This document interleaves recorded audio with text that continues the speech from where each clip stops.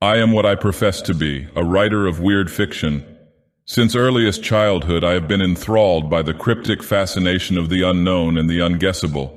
The nameless fears, the grotesque dreams, the queer, half-intuitive fancies that haunt our minds have always exercised for me a potent and inexplicable delight. In literature I have walked the midnight paths with Poe, or crept amidst the shadows with Machen, combed the realms of horrific stars with Baudelaire, or steeped myself with earth's inner madness amidst the tales of ancient lore. A meager talent for sketching and crayon work led me to attempt crude picturizations involving the outlandish denizens of my nighted thoughts. The same somber trend of intellect which drew me in my art interested me in obscure realms of musical composition.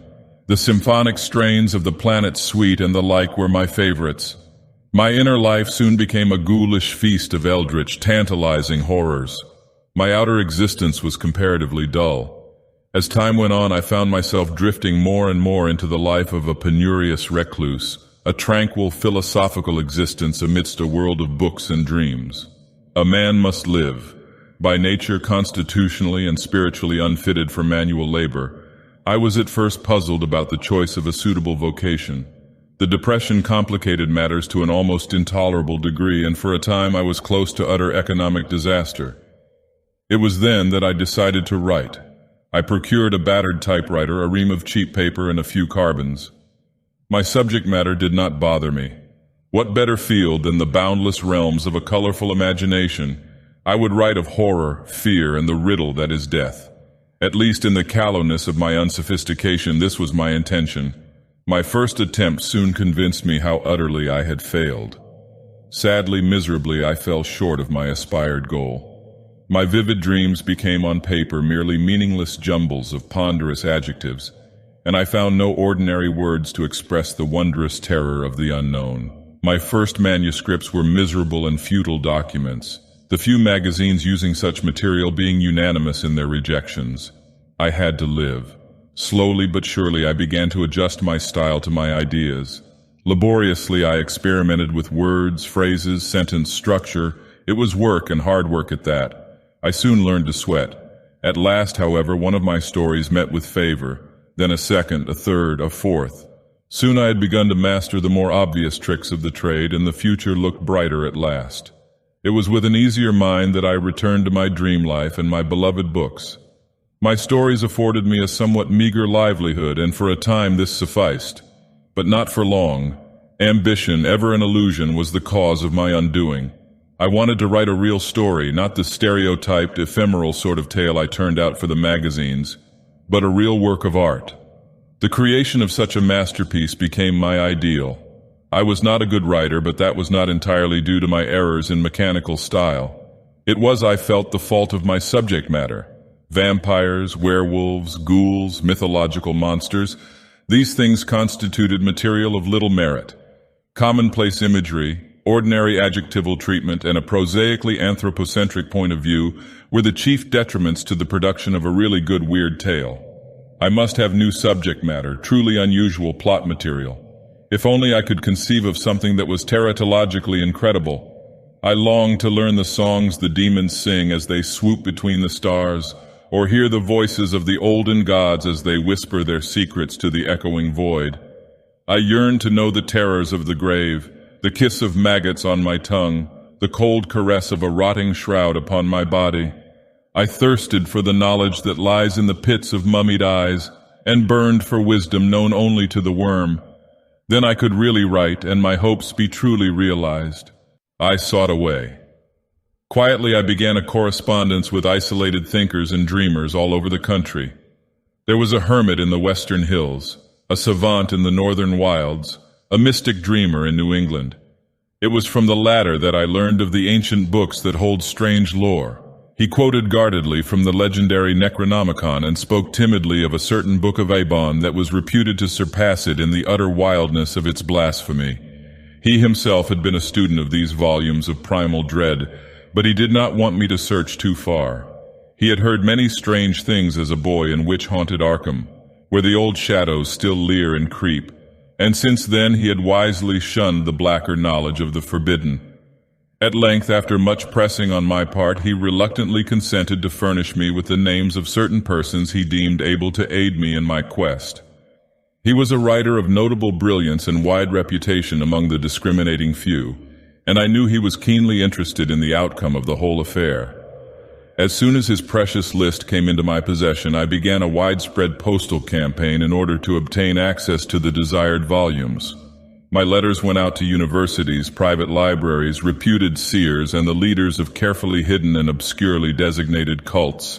But I was foredoomed to disappointment. The replies I received were definitely unfriendly, almost hostile. Evidently, the rumored possessors of such lore were angered that their secret should be thus unveiled by a prying stranger. I was subsequently the recipient of several anonymous threats through the mails, and I had one very alarming phone call. This did not bother me nearly so much as the disappointing realization that my endeavors had failed. Denials, evasions, refusals, threats.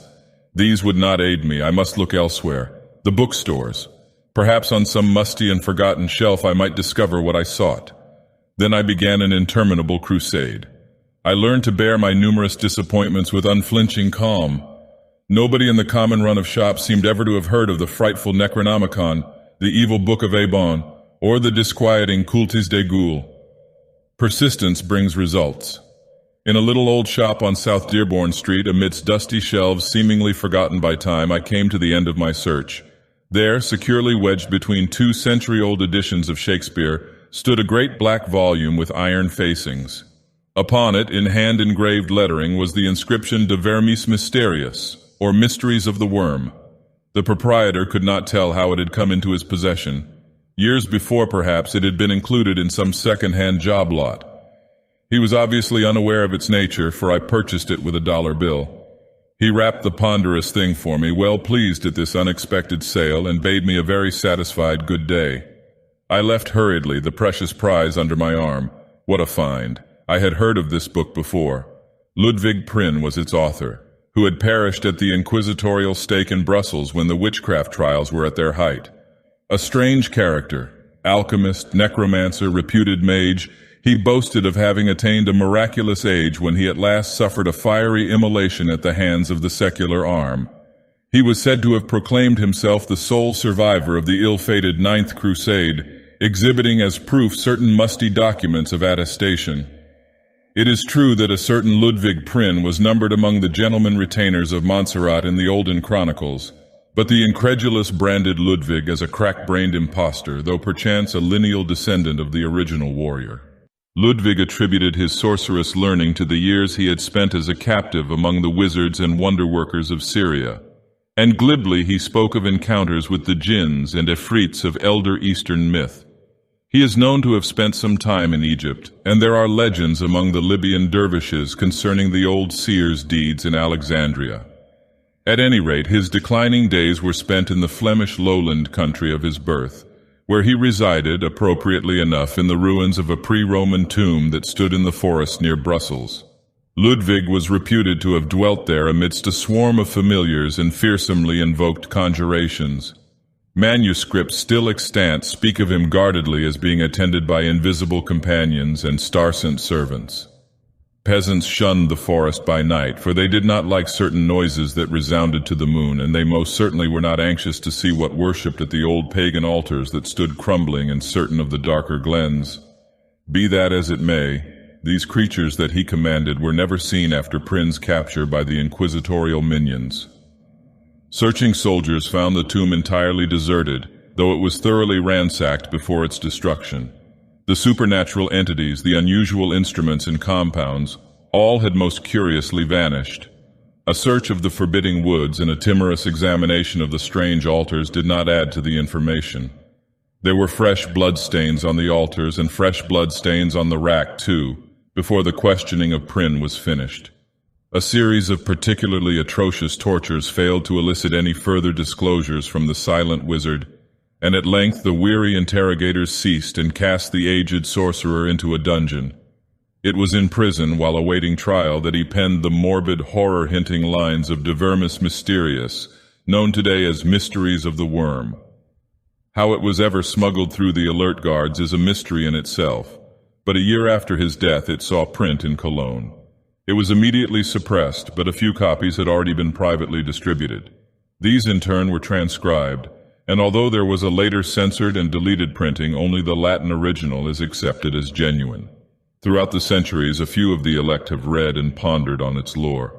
The secrets of the old archimage are known today only to the initiated, and they discourage all attempts to spread their fame for certain very definite reasons.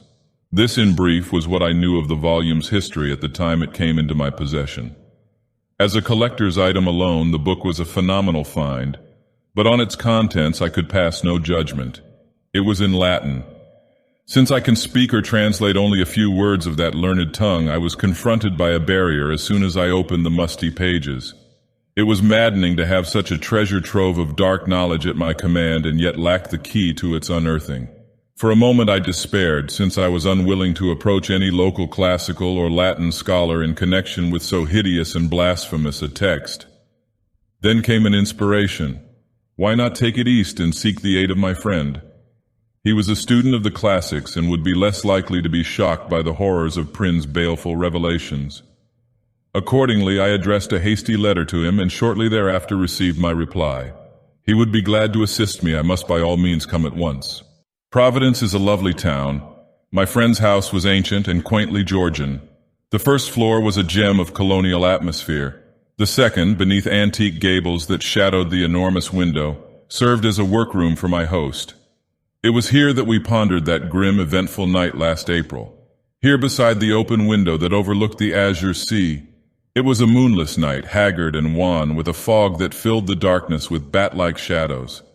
In my mind's eye I can see it still. The tiny, lamp-lit room with the big table and the high-backed chairs, the bookcases bordering the walls, the manuscripts stacked in special files. My friend and I sat at the table, the volume of mystery before us. His lean profile threw a disturbing shadow on the wall, and his waxen face was furtive in the pale light. There was an inexplicable air of portentous revelation, quite disturbing in its potency. I sensed the presence of secrets waiting to be revealed. My companion detected it too. Long years of occult experience had sharpened his intuition to an uncanny degree. It was not cold that made him tremble as he sat there in his chair. It was not fever that caused his eyes to flame like jewel-incarned fires. He knew even before he opened that accursed tome that it was evil. The musty scent that rose from those antique pages carried with it the reek of the tomb. The faded leaves were maggoty at the edges, and rats had gnawed the leather. Rats which perchance had a ghastlier food for common fare. I had told my friend the volume's history that afternoon and had unwrapped it in his presence. Then he had seemed willing and eager to begin an immediate translation. Now he demurred. It was not wise, he insisted. This was evil knowledge. Who could say what demon-dreaded lore these pages might contain, or what ills befall the ignorant one who sought to tamper with their contents? It is not good to learn too much, and men had died for exercising the rotted wisdom that these leaves contained. He begged me to abandon the quest while the book was still unopened, and to seek my inspiration in saner things. I was a fool. Hastily I overruled his objections with vain and empty words. I was not afraid. Let us at least gaze into the contents of our prize. I began to turn the pages. The result was disappointing. It was an ordinary-looking volume after all, yellow, crumbling leaves set with heavy, black-lettered Latin texts. That was all. No illustrations, no alarming designs. My friend could no longer resist the allurement of such a rare bibliophilic treat. In a moment he was peering intently over my shoulder, occasionally muttering snatches of Latin phrasing. Enthusiasm mastered him at last.